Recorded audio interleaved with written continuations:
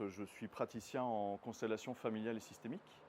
Alors, ça peut ne pas vous parler, mais c'est pas grave, vous allez voir un peu en quoi ça consiste là avec le sujet de l'autosabotage.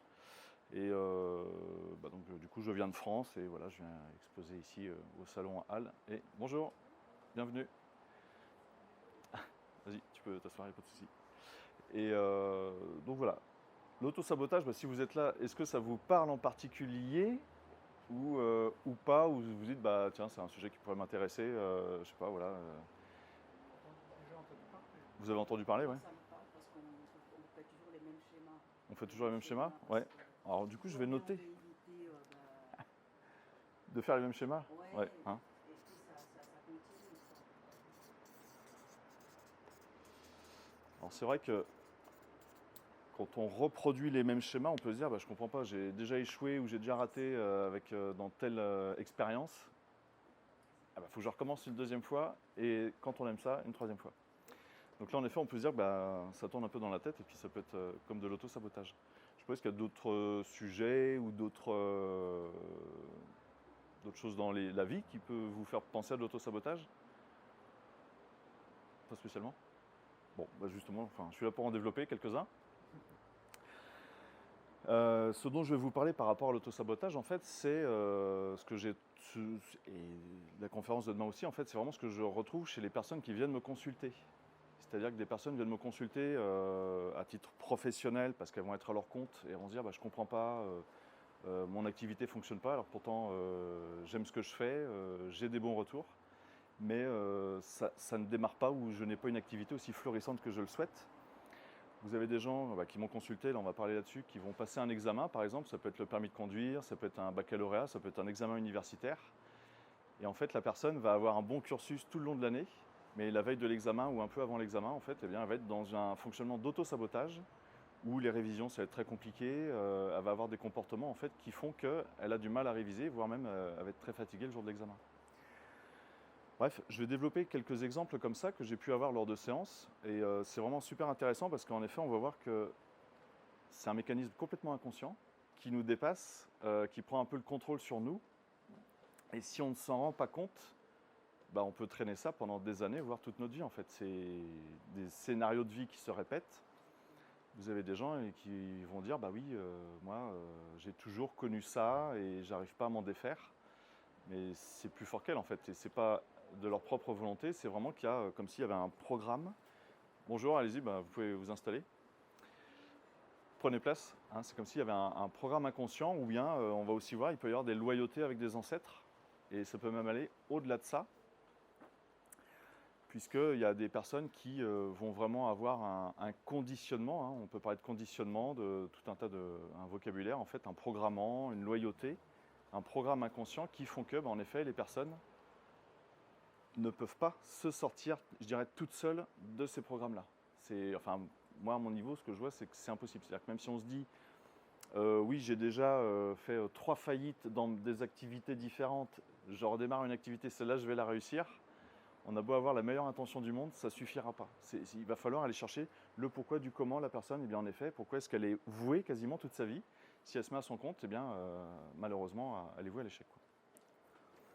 Alors maintenant que j'ai un peu plus de personnes, par rapport à de l'auto-sabotage, est-ce qu'il y a des choses qui vous viennent à l'esprit, vous, qui vous disent, qui peuvent vous dire en fait, oui, cette thématique-là, allez-y, rentrez.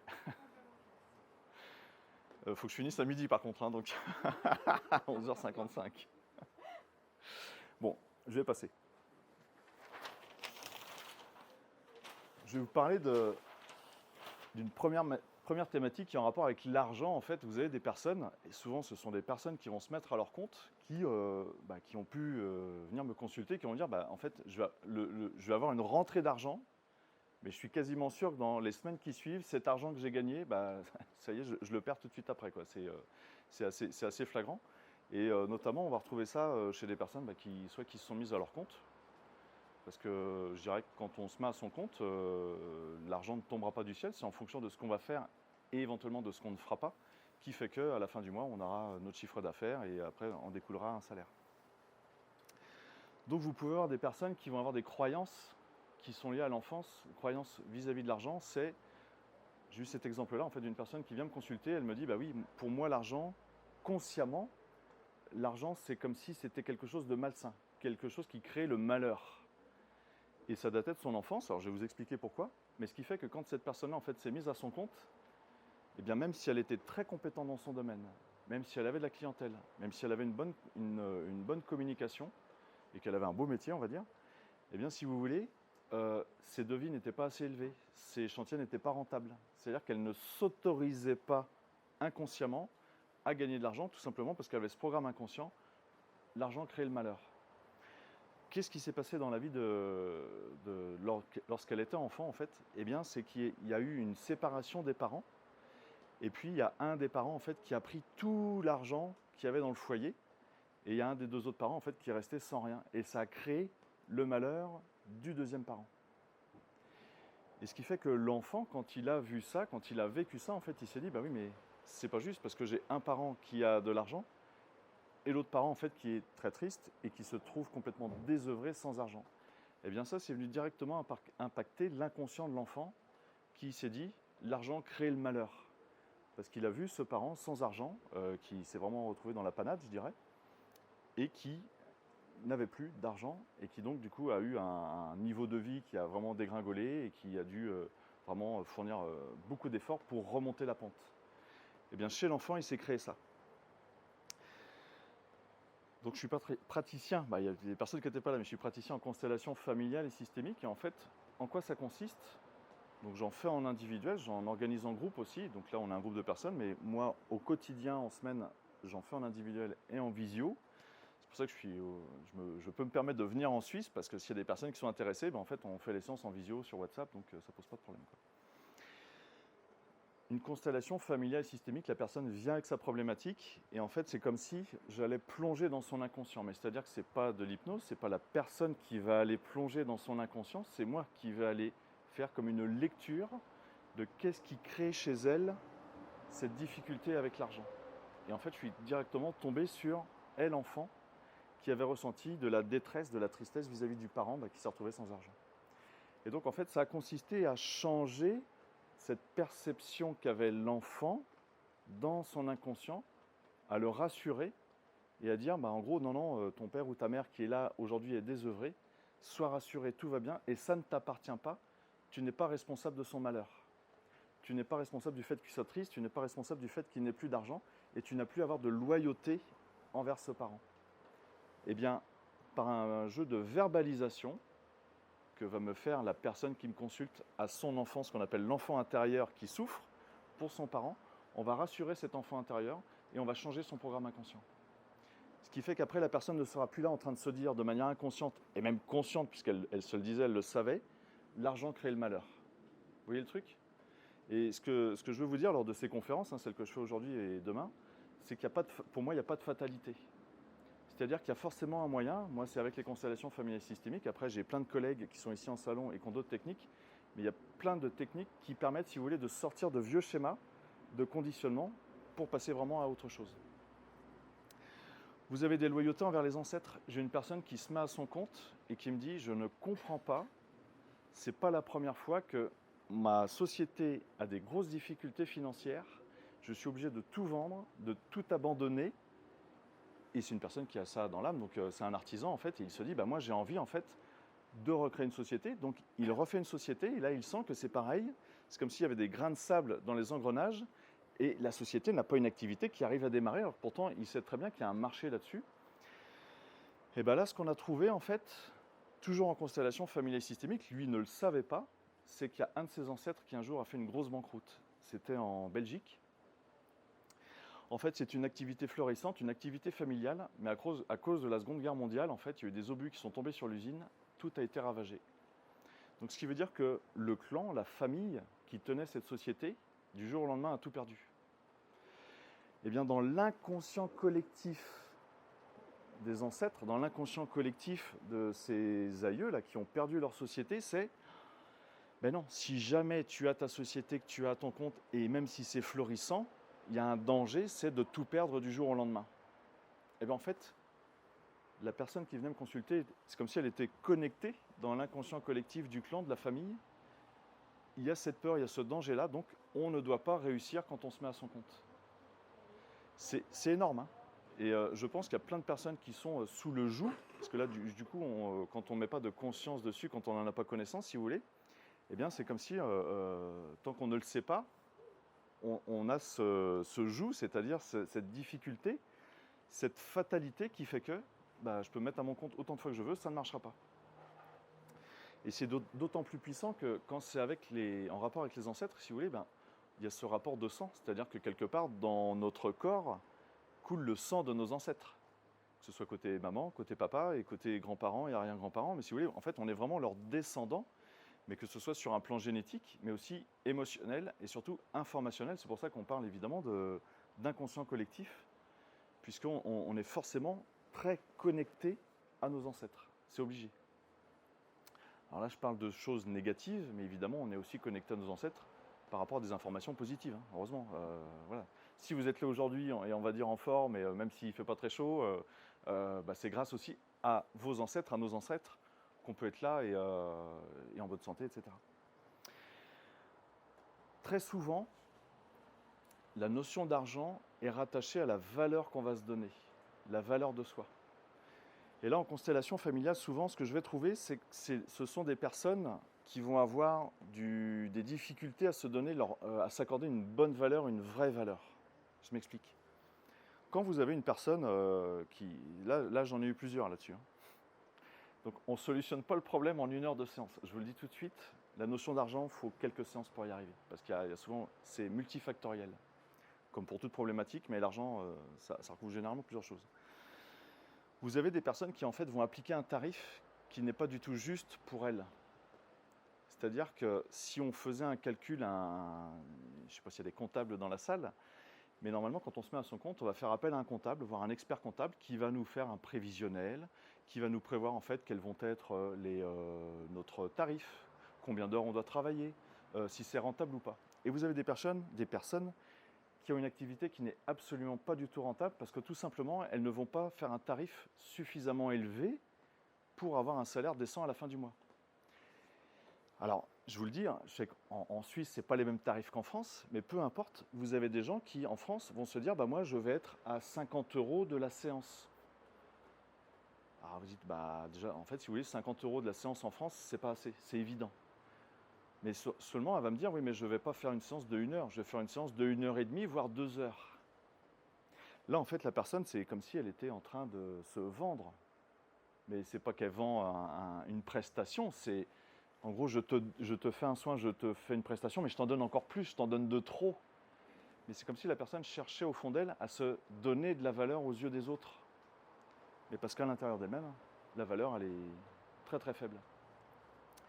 Et très souvent, la valeur que les gens vont avoir du mal à s'octroyer, à se donner, ça va souvent venir de l'éducation, du rapport qu'il y aura pu avoir avec les parents, avec papa, avec maman.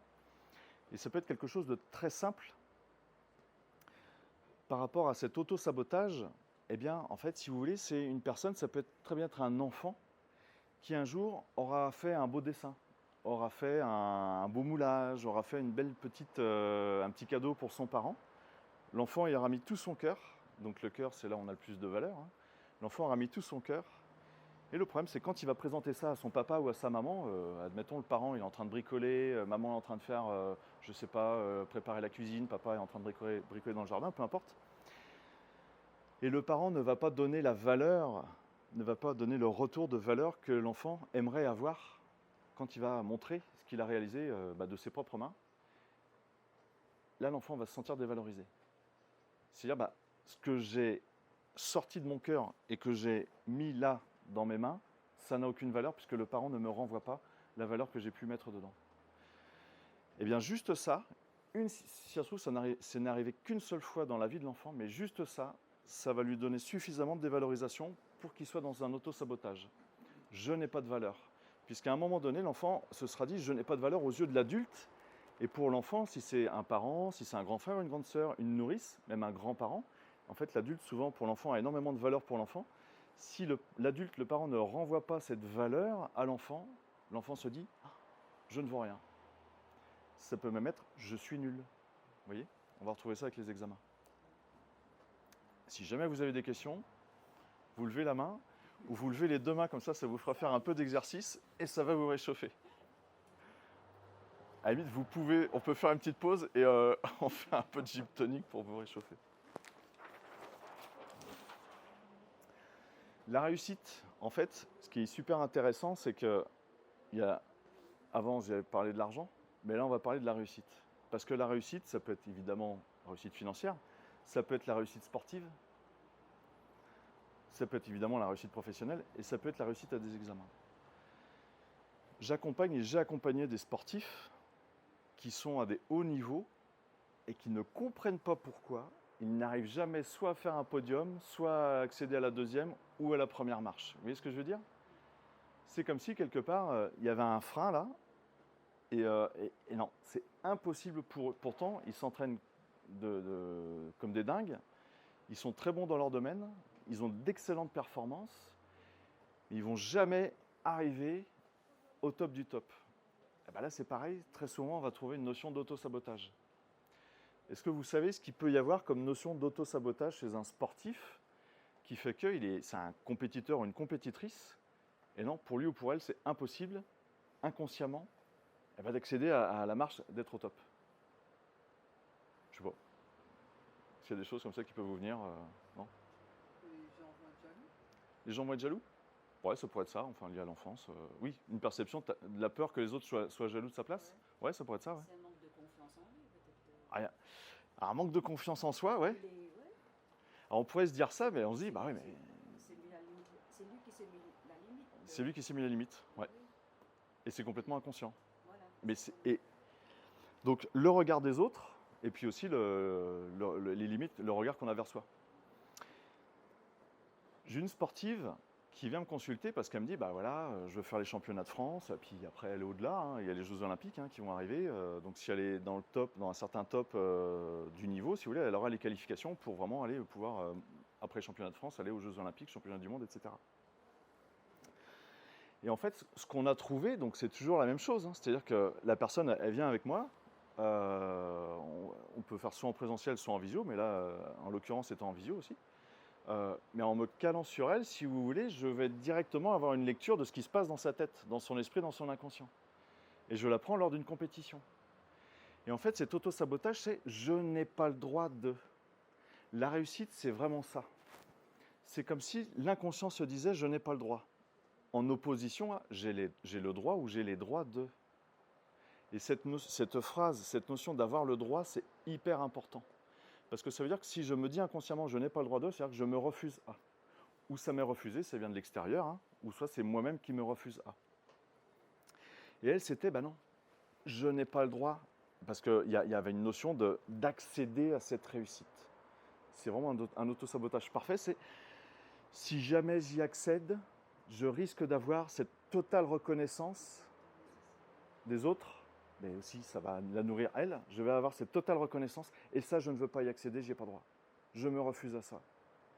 Là on est vraiment dans de l'auto-sabotage. Et je peux vous dire qu'en effet, compétition après compétition, c'est comme si elle se prenait, là c'est bien, il y a un tapis au sol, mais c'est comme s'il y avait un nœud dans le tapis, et à chaque fois elle se prend les pieds dans le tapis, paf, elle dégringole. Eh bien on a déprogrammé ça. Ce non-droit à la réussite, ce non-droit à la reconnaissance des autres.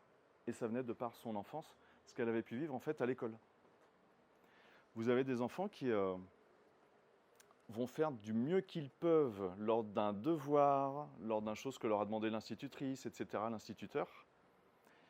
Et en fait, quand ils vont rendre leur truc, en gros, la note, ça ne sera pas terrible. On va venir souvent, dans ces cas-là, en fait, l'instituteur ou l'institutrice va venir casser l'enfant. T'as pas répondu à ce que j'avais demandé, c'est pas ça, t'as pas fait ce qu'il fallait, t'as pas mis les bonnes couleurs. Là, ça va programmer inconsciemment, hein, c'est pareil, ça peut arriver qu'une seule fois, ça peut arriver plusieurs fois, mais qu'une seule fois. Eh bien, en fait, l'enfant se dévalorise et se dit, bah non, je n'ai pas le droit d'accéder à. Et c'est vraiment, je n'ai pas le droit. Donc ça, on peut le déprogrammer aussi. Vous avez la réussite professionnelle, alors ça va rejoindre un peu ce que j'ai dit auparavant, mais vous avez des gens qui vont rater leur vie professionnelle, c'est-à-dire qu'ils vont refuser des avancements dans la société, qui vont se dire, bah non, moi je suis... je ne sais pas, par exemple, quelqu'un qui travaille sur une machine. Je travaille sur ma machine, je maîtrise mon sujet, mais je ne veux pas être le responsable de tous ceux qui bossent sur les machines. eh ben, ce sont des gens qui souvent sont très compétents, très intelligents, qui ont toutes les capacités d'eux, mais qui vont se refuser d'accéder à un échelon au-dessus, donc d'avoir un meilleur salaire, d'avoir une meilleure considération, etc., etc. Alors évidemment, des fois vous avez des gens qui refusent un avancement parce qu'ils vont se dire, bah oui mais moi, pour 100 ou 200, alors je dirais francs suisses ou euros de plus, ça ne m'intéresse pas de bosser 10 heures de plus par semaine, évidemment. Mais si les conditions de travail sont aussi bonnes et à salaire qui soit vraiment plus augmenté, vous avez des personnes qui vont refuser. Eh bien ça, des fois, ça peut être lié à des personnes qui auront vécu une mauvaise expérience professionnelle en amont. Donc, je ne vais pas chercher ça chez les ancêtres, dans l'enfance. C'est des personnes qui souvent n'auront pas fait le deuil d'une ancienne expérience professionnelle qui se sera mal passée. Vous avez des personnes, des fois, qui peuvent être licenciées, qui vont vivre d'énormes dévalorisations parce qu'elles vont se dire bah, c'est comme si je perdais tout parce que j'adorais mon métier. Vous avez des personnes qui sont mises au placard, hein, ça existe dans certaines boîtes, en fait, ils mettent au placard les gens en attendant de les licencier ou la personne va demander à partir. Et vous avez des personnes, en fait, qui peuvent très bien vivre un échec professionnel parce qu'ils auront fait une faute grave, une faute lourde. Donc là, énorme dévalorisation personnelle, je ne vaux rien, je suis nul, je suis un nul, je suis une nulle. Et après, elles vont refuser, c'est-à-dire qu'elles vont s'auto-programmer à se dire bah, je reste petit, je reste dans ma bulle et je ne vais surtout pas aller au-delà parce que j'ai peur que quelque part ce scénario se reproduise. Alors que le scénario ne se reproduira pas. La personne, je vous dis, elle est compétente, elle connaît son métier. Et bien tant qu'elle n'aura pas déprogrammé ça, elle ne voudra pas, hein, c'est complètement inconscient, elle ne voudra pas accéder à des responsabilités supérieures, à un salaire supérieur, et donc elle va se limiter dans ses capacités professionnelles. Est-ce que les sujets dont je vous parle là pour l'instant, ça évoque des choses chez vous? Je pense à la peur, parce que À la peur, on ouais. laisse la peur se dire ce qu'on doit faire, ce qu'on ne doit pas faire. Ouais, c'est la peur qui décide ce qu'on doit faire, ce qu'on ne peut pas faire. C'est Tout à ça, fait. je pense. Ouais. Et c'est complètement inconscient. Ça te parle, non? Dans quel domaine? Par rapport à l'enfance, Par rapport à l'enfance, ouais. les enseignants qui Les profs. peuvent rabaisser, enfin pas rabaisser, mais mal, alors peut-être que c'était pas ce qu'ils attendaient, mais Ouais. accueillir ce qu'on Est-ce que l'enfant a pu faire avec les moyens qu'il avait, quoi? Même que c'était pas ce qu'on demandait, mais voilà, il faut Mm. reconnaître quand même qu'il y avait du travail. Ouais. La reconnaissance du minimum de travail que l'enfant a pu faire. Et c'est vrai que des fois, vous avez des enfants, et ils ont la chance d'avoir des parents qui vont les aider à faire les devoirs à la maison. Et vous avez des enfants qui, les parents ne peuvent pas, ils n'ont pas le temps. Des fois, il y a un problème de langue aussi, hein, ça peut être ça. Ça peut être des gens d'origine étrangère. Donc, les parents savent encore moins parler la langue que l'enfant. Du coup, ces enfants, en effet, peuvent avoir encore plus de difficultés scolaires, mais à rendre le travail bien fini par rapport aux enfants qui ont des parents qui ont fait des études ou pas, mais qui les auront aidés. Ouais. Il y a vraiment une notion de jugement, hein, de se sentir jugé. Ça, c'est hyper important. L'enfant qui se sent jugé, évidemment rabaissé, je peux vous dire que là-haut, ça entraîne des programmes. L'autosabotage va bien appuyer dessus, quoi. J'ai un jeune, alors c'est pas lui qui vient me voir, hein, c'est sa mère qui vient me voir. Elle me dit, je comprends pas. Il a eu de très bons résultats scolaires toute l'année. Là, il doit passer le bac. Il est devant son bureau, page blanche, il n'y arrive pas. Il me dit, son père vient de l'aider pour les maths. C'est une vraie catastrophe. Alors, c'est pas que le père est nul en maths, hein, c'est que le gamin, il n'arrive pas à se concentrer. Et je lui dis, écoute, on va aller voir ça. Pourquoi est-ce que, en effet, qu'est-ce qui se passe dans la tête de ton enfant? Pourquoi est-ce que, en effet, là, mais c'est vraiment planté, hein. Vous voyez, là, j'ai un tapis devant moi. C'est derrière, là, je révise mes connaissances et tout ça. Ah non, complètement bloqué. Donc là, la séance, je l'ai fait uniquement avec la maman en visio. Elle m'a donné une photo de son fils qui avait 16 ans, il passait son bac, et puis j'ai fait la séance sur lui. En fait, ce qu'on a trouvé, c'est que son auto-sabotage était lié à ce qu'on appelle une notion, alors je ne sais pas s'il y en a parmi vous qui connaissent ça s'appelle le jumeau perdu. Donc en fait, il n'y a pas des chiffres officiels, il y a des statistiques qui ont pu être faites. Le jumeau perdu, c'est-à-dire qu'il y aura à peu près 80% de la population. Moi, je suis né tout seul, par exemple, mais en fait, on était deux dans le ventre de notre mère.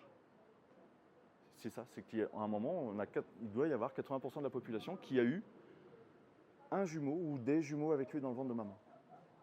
Alors je pourrais faire toute une conférence là-dessus parce que c'est passionnant. Notamment, il y a l'auto-sabotage qui vient se greffer là-dessus. Mais si vous voulez, c'est inconsciemment, les deux jumeaux fusionnent. Très souvent, ils fusionnent. Il y a vraiment un amour très très profond entre les deux. et il y en a un qui part. Et celui qui reste va se dire « mais qu'est-ce que je fous là ? Je ne mérite pas d'exister, puisque mon amour, là, l'autre, est parti. » Donc ils sont dans un mécanisme d'auto-sabotage. Et ce jeune-là, c'est ce qu'il avait par rapport à son examen. Je vais y revenir après aux jumeaux perdus. Mais donc, c'est-à-dire qu'au moment de la naissance, c'est comme si c'était un examen pour l'enfant. C'est-à-dire que c'est une phase de passage. Vous avez différentes phases de passage comme ça dans vos vies. Vous avez évidemment la naissance. Il va y avoir le passage de l'état enfant à l'état adulte. Vous allez aussi avoir un passage souvent qu'on considère, c'est quand le jeune quitte le foyer familial. C'est comme si c'était une renaissance. Vous avez souvent chez certaines personnes ce qu'on appelle la crise de la quarantaine, des fois crise de cinquantaine, et vous allez avoir un autre passage, ça va être quand les gens passent du moment où ils sont actifs au moment plus passif, je dirais, quand ils passent en retraite. Et bien là, un examen dans l'inconscient de l'enfant, c'est comme si c'était une renaissance, c'est comme s'il devait passer un examen, comme s'il devait renaître, mais c'est non, je me refuse de m'accorder ce choix de renaître, puisque l'autre, il est parti. Et ça vient vraiment saboter les gens dans leur vie, cette notion de jumeaux perdus. Je vais juste vous poser 2-3 petites questions. Est-ce qu'il y en a parmi vous qui ont l'habitude d'acheter les choses en double, sans savoir pourquoi, ou d'acheter les choses en plusieurs exemplaires, par exemple? Là, je vois qu'il y a une dame, ça sourit. Ça peut être très bien s'acheter 2 fois les mêmes vêtements, pas forcément de la même couleur, mais 2 fois. Vous voyez? Ok, là que ça part, c'est bien. Ça peut être acheté, à une époque, on achetait des CD, des DVD. Voilà, j'achète 2 fois le même CD. Je ne sais pas pourquoi, mais je vais acheter 2 fois la même chose. Je sais qu'il y a une personne qui me disait, moi j'achète aussi pour mes amis. J'ai dit, ouais, c'est ça, c'est pour tes amis, t'as raison. Ouais. Jumeaux perdus. On fait des bonnes affaires, on achète le triple parce que j'ai un bon prix. Ouais, mais quand on fait des bonnes... Ouais, mais si tu achètes le triple, ça te coûte 3 fois plus cher. On dit qu'on croit qu'on fait on pense toujours qu'on fait des bonnes affaires, mais on fait pas des bonnes affaires. Non. Donc, le fait de faire... Est-ce qu'il y en a parmi vous, des fois, qui, dans leur vie professionnelle, en fait, travaillent pour 2, voire même travaillent pour 3? C'est-à-dire que c'est, ah bah oui, mais moi, voilà, je travaille beaucoup plus, et ça leur convient. Franchement, ils sont éreintés, ils n'en peuvent plus, mais c'est leur rythme à eux, c'est leur dynamique. C'est avec plaisir. C'est avec plaisir.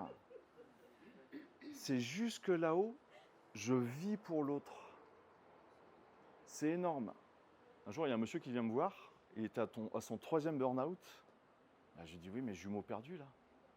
C'est pas toi qui décides de bosser autant et de te crever, être autant éreinté à travailler.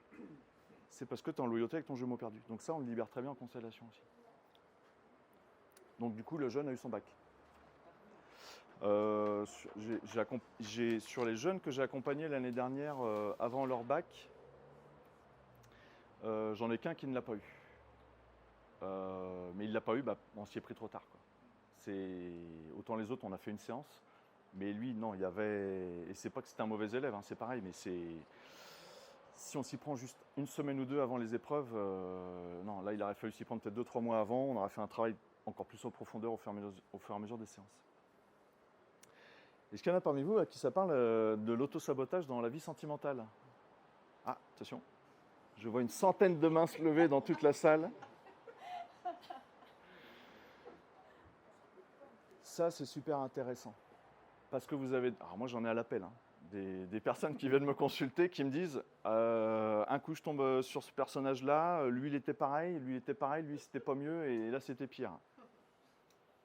C'est un choix personnel, je veux dire, demain vous faites un recrutement, vous avez le droit de dire non à la personne. Bon, dans la vie sentimentale, c'est pareil, vous avez le droit de dire non à le ou la partenaire. Vous ne faites pas un échange commercial avec la personne, vous ne vendez rien là. Et après, en effet, il n'y a pas repris ou échangé après, vous voyez, on n'est pas dans un échange commercial, quoi. Donc vous avez des gens qui sont dans de l'auto-sabotage dans leur vie sentimentale, et en fait, ils vont se dire, ou ils vont me dire à moi, je ne comprends pas, je ne tombe jamais sur le ou la bonne ou le bon partenaire. La personne ne comprend pas. Moi, parmi ces partenaires, j'ai des gens, donc c'est surtout des femmes qui vont me dire, je ne comprends pas, mon conjoint est alcoolique, celui d'avant était alcoolique, celui d'avant était encore alcoolique. Je lui dis, oui, chez tes parents, c'était comment? Mon père était alcoolique. Et ça, c'est passionnant parce qu'on ne le veut pas. Hein. On ne le veut pas. Hein. Mais vous allez vous dire dans votre tête, moi, je ne veux surtout pas vivre comme ma mère ou comme mon père, comme faisaient mes parents. Tu as bien raison de te le dire. Mais ton inconscient, lui, il dit complètement l'inverse. Parce que c'est une référence, un repère. Ça fait du bien, ça rassure. Je sais que c'est comme ça qu'il faut vivre. Eh bien, ces femmes-là qui, en effet, tombent sur des alcooliques, papa est alcoolique ou maman pouvait l'être aussi. Et je dois, inconsciemment, retrouver forcément le même style de personnage, qui aura le même comportement. Hein. C'est évident. Hein. Et souvent, les alcooliques, pas tous, mais souvent, il y a une notion de mensonge. C'est-à-dire que la personne qui est alcoolique veut dire « si, je sais que tu bois en cachette ». Ah non, l'autre, c'est non. La laine est sans, même s'il y a un chewing-gum, il lui fume, bref, il y a une notion de mensonge. Et là, c'est pareil, en fait. On peut changer la perception inconsciente qu'a la personne par rapport à ce que vivait, comment vivaient et comment étaient ses parents. C'est-à-dire que, imaginons papa était alcoolique, eh bien, ce n'est plus obligé de faire référence dans l'inconscient de la personne. C'est plus obligé. On peut changer ça avec les comportements qui vont avec. Mais ce qu'il y a aussi, c'est que même si papa était alcoolique, par exemple, ou avait une addiction, hein, peu importe, il y a le comportement de maman qui allait avec. Et la personne, elle ne veut pas faire comme sa mère, mais vous pouvez être sûr qu'inconsciemment, eh bien si, je vais être comme était maman avec mon père qui était alcoolique. Donc ça peut être des personnes soit qui sont en permanence en train de se quereller, ou ça peut être la maman qui était la sauveuse de papa. Et dans ces deux cas, si vous voulez, la personne ne se respecte pas elle-même. Et c'est ça, cet auto-sabotage, c'est que si on demande à l'adulte qui est là, l'adulte, lui, n'a pas envie d'être avec des alcooliques, n'a pas envie d'être avec une personne qui ne lui correspond pas. Alors, il y a un peu une mode aujourd'hui, mais c'est vrai que ça existe, il y a des gens qui sont pervers narcissiques, et vous avez des gens qui vont me dire, oui, je ne comprends pas. J'ai eu un premier époux qui devait être, enfin on suppose, mais c'est quand même assez fort, pervers narcissique. Et maintenant, les hommes que je rencontre, je sens qu'ils ont tous cette envie de vouloir contrôler, de vouloir manipuler l'autre, de vouloir prendre possession de l'autre. Et la personne me dit, je veux plus de ça. Oui, mais qu'est-ce qui s'est passé chez tes parents? Comment agissait ton père ou ta mère avec ton père ou ta mère? Je regarde dehors. Ok. Donc, erreur de casting chez le partenaire, c'est pareil, c'est de l'autosabotage. Et c'est là où c'est passionnant, c'est que autant l'adulte, lui, ne veut plus vivre ça, qu'on va aller chercher l'enfant intérieur, l'inconscient de la personne, les schémas qui ont été programmés ici au niveau du cerveau, de manière à ce qu'elle passe à autre chose. Je ne suis pas obligé de vouloir être inconsciemment la sauveuse de papa, la sauveuse de maman, ou de devoir me sacrifier pour mon compagnon, mon conjoint. Je ne suis pas obligé. Je peux vraiment faire autre chose. Et c'est ça qu'on va aller chercher chez la personne, à aller déprogrammer. Et en fait, ça se fait très bien, puisque quand je vais tomber sur la lecture que je fais de l'inconscient de la personne, comment elle était enfant par rapport à son parent, eh bien, très souvent, l'enfant veut se sacrifier pour le parent, veut sauver le parent. Et là, ce qui se passe, c'est que quand l'enfant veut sauver papa ou veut sauver maman, eh bien, il prend des responsabilités qui ne sont pas les siennes, c'est évident. L'enfant ne peut pas sauver le parent, c'est pas possible. Mais c'est surtout qu'au-delà des responsabilités, il va énormément se dévaloriser parce qu'il se dit « oui, mais je n'arrive pas à sauver ni papa ni maman, c'est pas possible. Je n'arrive pas à faire en sorte que maman soit heureuse ou que papa soit heureux. » Mais non, l'enfant ne pourra pas. Il pourra dans une certaine mesure, évidemment, mais tant que le parent sera dans son schéma, l'enfant ne pourra pas intervenir dessus. Et donc, on va déprogrammer les dévalorisations que peut ressentir l'enfant, et on va aussi déprogrammer, en fait, tout ce qu'il y a de « je prends les responsabilités de sauver le parent ». Pour que la personne retrouve sa souveraineté, on va dire, son intégrité, et qu'elle se dissocie de cette responsabilité qu'elle s'était mise inconsciemment par rapport aux parents, et qu'elle puisse vivre sa vie à elle, sans être dans ce fonctionnement-là. C'est vraiment passionnant. Est-ce que vous avez des questions? Oui, parce qu'on se met en mode sauveuse, voilà, ouais. dépend de l'enfance, et de, comme vous dites, sauver sa mère. Sauver sa mère, oui. Voilà, sauver ma mère, par exemple. Et puis, justement, toute notre vie, on veut toujours sauver les autres. Oui. Et puis, on finit par s'oublier soi-même. Alors voilà, toute notre vie, on veut sauver les autres, mais c'est pas obligé. Oui, mais on le fait inconsciemment. C'est ça. Parce que c'est comme choisir son partenaire, on choisit, comme vous dites, on ne veut pas avec les parents, Mais vous avez parlé d'alcoolique, si on a un parent autoritaire, Ouais. et on choisit des partenaires qui sont très autoritaires Ouais. aussi. On reproduit le Ça schéma. continue comme ça. Ouais. Et c'est ça qui est passionnant, c'est que tant qu'on ne s'en rend pas compte, tant qu'on ne se remet pas en question, vous pouvez être sûr que ça va continuer. C'est obligé. Il y a un moment, il faut faire comme un arrêt sur image, il faut appuyer sur le bouton pause et se dire, ah, attends, comment que ça se fait que, en gros, j'ai eu 3 conjoints ou 3 compagnes, c'était les mêmes schémas, quel est le point commun entre ces 3 personnes? Bah, faut vous mettre au milieu, c'est moi. C'est pas de leur faute à elles, hein. C'est moi qui ai généré ça. Hein, vous avez des gens qui vont dire, mon voisin qui habite dans un lotissement, ils vont dire, mon voisin de gauche c'est un con, mon voisin de derrière c'est un con, mon voisin de droite c'est un con. Quel est le point commun entre les 3? Là, ça peut être un peu violent si vous voulez, mais c'est vraiment de se remettre en question, de se dire, mais qu'est-ce qui fait que j'attire ces gens-là à moi?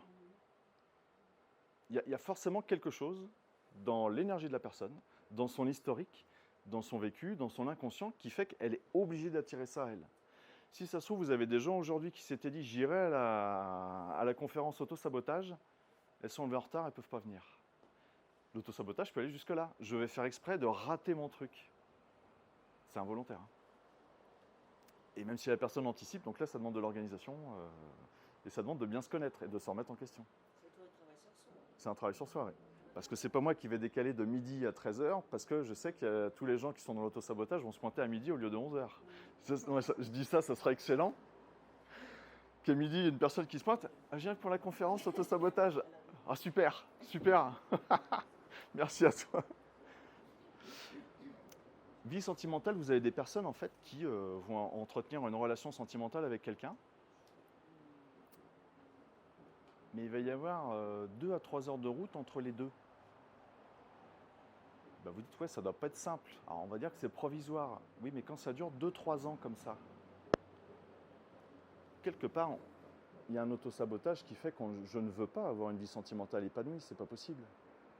Je ne sais pas ce que vous en pensez, mais si vous deviez être avec une compagne ou un compagnon qui vit à plusieurs heures de route de chez vous, je suppose, à moins que ce soit moi qui ne soit pas, qui n'ait pas les bonnes cases là, mais je suppose que vous aimeriez à un moment ou à un autre vous rapprocher, pouvoir fonder une famille peut-être, ou en tout cas vivre sous le même toit.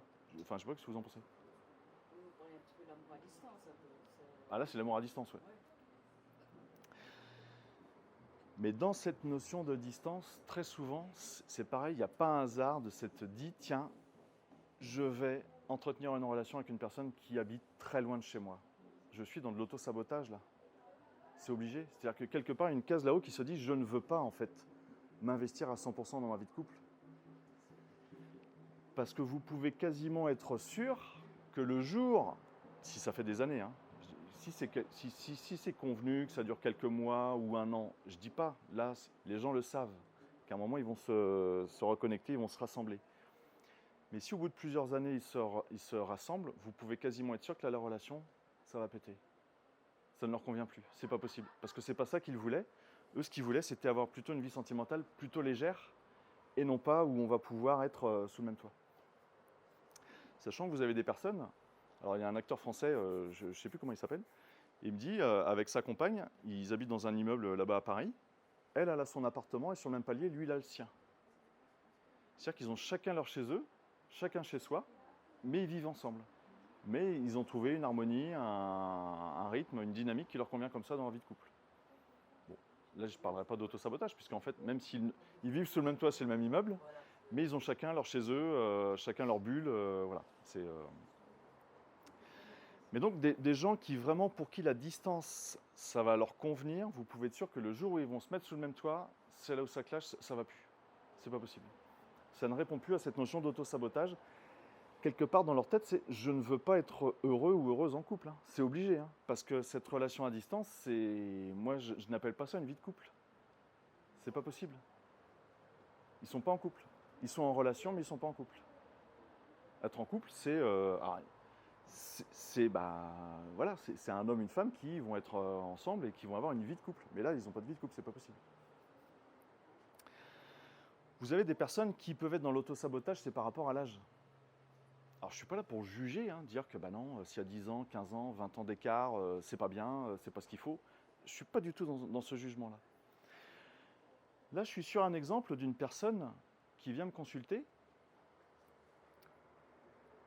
pour une problématique de vie. Elle venait pas au départ pour me consulter pour une problématique de couple, elle vient pour me consulter pour une problématique professionnelle où elle se sentait inférieure à son conjoint. Je lui dis ok, ton conjoint, elle me dit bah oui, je me suis marié une première fois avec un homme qui avait l'âge de mon père. On a eu un enfant et cet homme-là est décédé d'un cancer. Ok. Bon. Donc elle est veuve, elle retrouve un conjoint qui lui aussi a l'âge de son père. Donc là où je parle d'auto-sabotage, c'est que quelque part dans sa tête, il y a un schéma qui est pour moi dysfonctionnel. Il y a un truc, c'est pas normal. C'est comme la personne qui va se mettre avec des gens qui ont des addictions.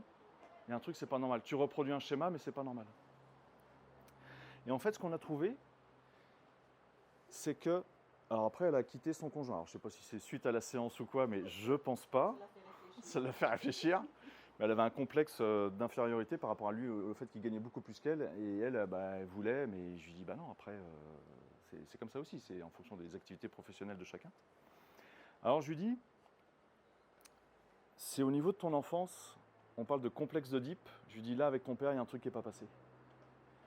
C'est-à-dire que, et c'est super intéressant quand on vit ça en constellation, c'est-à-dire je lui dis, comme si j'étais toi, enfant, et d'un côté il y a ta mère, d'un côté il y a ton père, tu as énormément de désir pour ton père, c'est le complexe d'Oedipe, et tu rejettes ta mère. Elle me dit, bah oui, c'est le complexe d'Oedipe, pas de souci. Je lui dis, oui, mais en fait, ton inconscient est resté bloqué sur j'ai énormément de désir pour ton père, pour mon père. Et c'est ce schéma-là, en fait, qu'elle avait gardé dans son inconscient et qu'elle reproduisait en permanence dans ses relations de couple. Inconsciemment, elle cherchait un homme qui avait grosso modo le même âge que son père.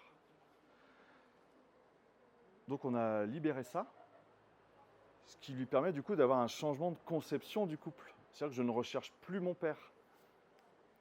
Et ce qui est intéressant, c'est que quand on fait une constelle par rapport à l'Oedipe, donc on appelle aussi ça une canalisation, de consteller, eh bien, c'est qu'on sent vraiment que l'enfant a du désir pour le parent. C'est vraiment au niveau de la sexualité, c'est pas ailleurs, quoi. Je veux dire, c'est vraiment au niveau de la zone du pubis. Et c'est ça qui est super intéressant, c'est que c'est censé être provisoire, temporaire chez l'enfant, mais chez elle, non, c'était pas resté provisoire et temporaire, c'était resté là de manière inconsciente, c'était resté gravé. Et c'est pour ça que dans l'équilibre masculin-féminin, c'est important en fait que chacun vive un Oedipe de manière normale, je dirais, et totale, de manière à ne pas rester bloqué sur des vieux schémas. Après, je ne sais pas ce que ça fait quand on a des familles monoparentales. J'ai pas cette expérience là-dessus. Donc c'est pour ça qu'il n'y a pas de jugement. Je ne juge pas du tout. Je sais qu'il y a des enfants qui sont élevés soit par deux mamans, par deux papas, et qui sont tout à fait parfaits, qu'il n'y a aucun souci. Donc je ne suis pas là en train de dire qu'il faut absolument des familles hétéroparentales et homoparentales, ça ne va pas. Je ne rentre pas du tout dans ce discours-là, dans ce débat-là non plus. Est-ce que vous avez des questions ? En fait, je réponds à toutes vos questions que vous pouvez avoir là, conscientes, inconscientes.